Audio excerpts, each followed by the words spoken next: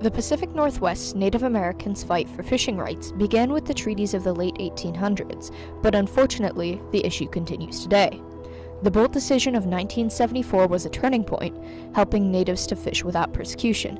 However, as salmon and steelhead populations decline and wildlife conservation becomes a priority, they may lose the sacred tradition. March 2, 1853. Washington becomes an official territory. Isaac Ingalls Stevens is appointed governor and superintendent of Indian Affairs.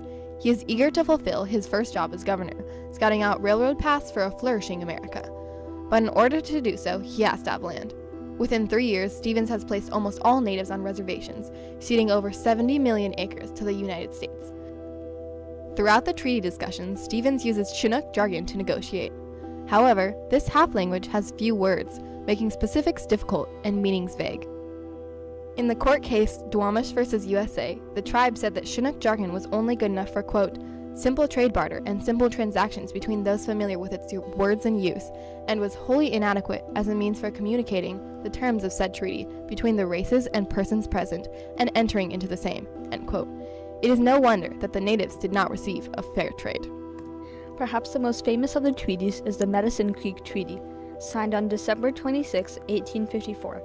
It ceded the Nisquallies, Puyallups, and other tribes' territory in the U.S.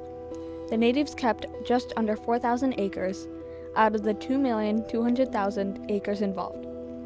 On December 24th and 25th, negotiations commence. The treaty is read aloud to all the natives present, and a map with all the Native American nations and their new reservations is shown. Once signed, the natives have 1 year to move into these reservations.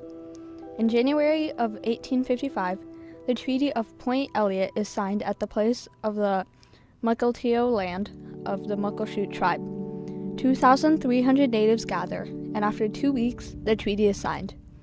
Its terms are similar to that of the Medicine Creek Treaty, stating almost exactly the same rules surrounding fishing. Article 5. The right of taking fish at usual and accustomed grounds and stations is further secured to said Indians in common with all the citizens of the territory, and of erecting temporary houses for the purposes of curing, together with all the privilege of hunting and gathering roots and berries on open and unclaimed land, provided, however, that they shall not take shellfish from any beds staked or cultivated by citizens. Treaties continue at Point No Point, Nia Bay, and the Quinault River. By the end of 1857, all Native Americans have been relocated to reservations. 1907. Washington State bans commercial net fishing on all rivers in the state except for the Columbia River. 1940s. The Makah and Yakima tribes challenge state fishing laws, citing the language used in treaties of 1855. They state that they are not being able to fish at usual and accustomed grounds and stations, which is what they had been promised. 1954. Robert Satayacum, a Puyallup Indian, sets the stage for the fish wars between Indian activists and the state game warden by using a gill net to fish for steelhead in the Puyallup River in Pierce County. 1962 to 1965. Individual fishing families stage a series of fish-ins on the Nisqually, Puyallup, and other Puget Sound rivers, leading to repeated arrests of Indian activists, including Billy Frank Jr. Fish-ins were essentially a group of protesters out on boats fishing illegally. Celebrity civil rights supporters such as Dick Gregory, Marlon Brando, and Jane Fonda participate in the protests on the riverbanks. In the late 1960s, the natives of Washington began a stronger civil rights movement. Fish-ins continue and attract attention from national media. This produces court cases, such as Duwamish v. USA, Mason v. the Confederated Tribes of the Umatilla Indian Reservation, the Memorandum Decision, Puyallup Tribe v. Department of Game, So Happy v. Smith, State v. Satayacum, and Tooley v. Washington. Billy Frank Jr. is born on the Nisqually River in 1931. He starts fishing and getting arrested by state police at the age of 14. He believes that his people have a right to fish in the river, so he keeps fishing. He is one of many Native American activists who rebel against the system in the face of racism, harassment, and beatings. By age 40, Billy Frank Jr. has been arrested 50 times and spent 2 years in the Marine Corps. The strong-willed, defiant man has pulled Indian treaty fishing rights to the forefront.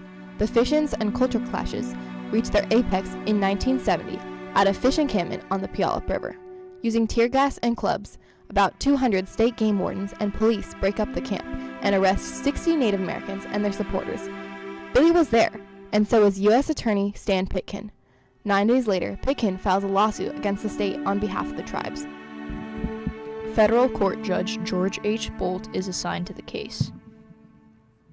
Lawyers for the tribes claim that the state's enforcement of fishing restrictions was unduly applied to the natives due to disregard of the treaties.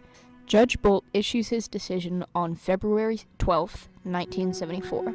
He states that the tribe's right to fish in their usual and accustomed places and stations is now federally recognized and will not be restricted unless it can be proven that it will save a run of salmon or steelhead. The natives now have claim to 50% of the salmon in addition to what they need to survive. This elevates the tribes to become a decision maker in the fishing resources. Their culture will be preserved, and they have a say in the salmon management.